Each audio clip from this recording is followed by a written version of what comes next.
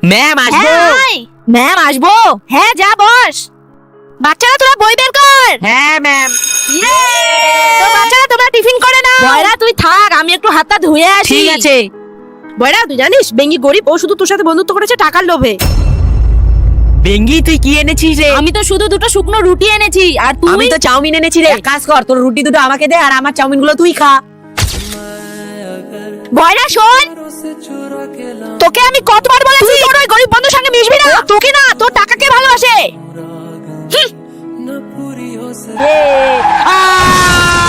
বয়রা তোর অ্যাক্সিডেন্টে তো দুটো চোখ নষ্ট হয়ে গিয়েছিল, তবু তোর বন্ধু বেঙ্গি তোকে দেখতে আসেনি। আমি তোকে সাবধান করেছিলাম না ওর থেকে দূরে থাকতে।